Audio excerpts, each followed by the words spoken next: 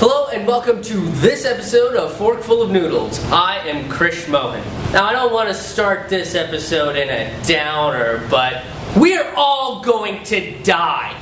That guy's gonna die, this person over there is gonna die, the camera lady's gonna die, and you watching, you are definitely gonna die.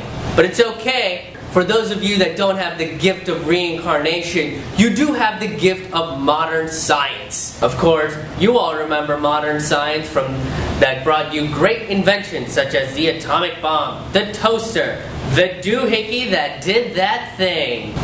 Researchers from the Rakin MIT Center for Neural Circuit Genetics have come up with a way for you to alter your memories. That means that if they shock you in the left foot, they can actually make you believe that you were actually shocked in your right arm. This is completely going to change the way people play Twister. The science has finally invented the Jedi mind trick. I mean, sure, it looks cool as hell when Obi-Wan Kenobi waves his hand over a stormtrooper and makes him instantly forget whatever he was saying, but that has some really long-term effects. Trooper number 7493H reporting. Or is it 784? I'm sorry, my memory isn't so good ever since I was discharged from the service. I was probably discharged about 3, 4... some time ago, after too much exposure to the Jedi mind trick. But I tell you, even without those robed jerks around, I couldn't remember essential things like wearing my helmet into battle or who Han Solo is. Years of Imperial training gone with the wave of a hand. You know, I don't have it as bad though. Buddy of mine thinks he's a clone.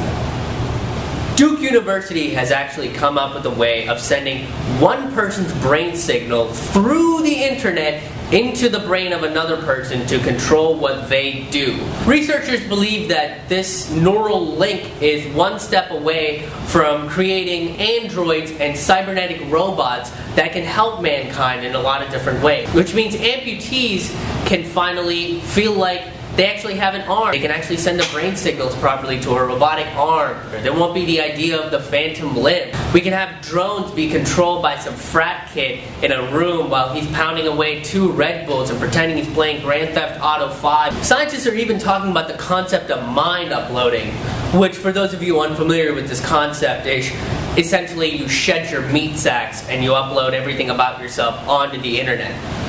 It would be just like the Matrix, except you wouldn't be waking up in like this goopy mess where your body is being harvested for energy. Also, you probably won't have to hang out with Keanu Reeves all the time. This is of course leading to one thing, the idea of the singularity. The singularity is of course the idea that we'll approach an AI so smart that we won't be able to distinguish humanity from artificial intelligence.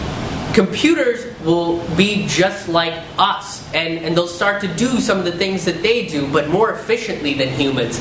You know, so they won't be making McDonald's carvings on the walls. They won't try to care about the difference between white people and black people. And they definitely won't care about who snorted coke off of whose ass on MTV that night.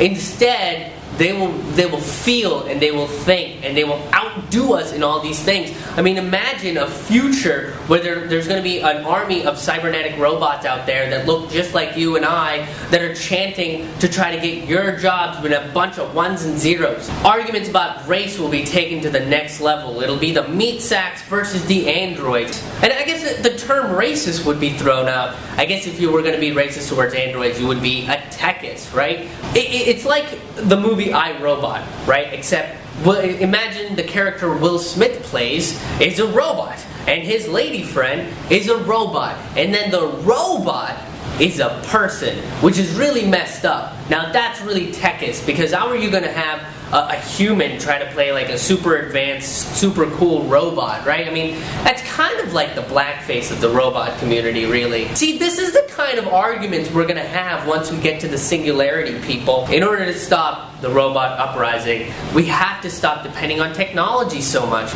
So tweet to your friends to put down their phones. Update your statuses on Facebook telling people to get off the computer. Get your GPS, plug in the address of the closest Amish community that you can find, and go barn raising. That's it for this episode of Fork Full of Noodles. Thank you very much for joining me. Thank you very much to Mary Stewart for being our cinematographer on this episode. Check out everything we do at ramennoodlescomedy.com. Follow us on Twitter at Krish Mohan Ha Ha. And check out everything in the description below. We'll see you next time.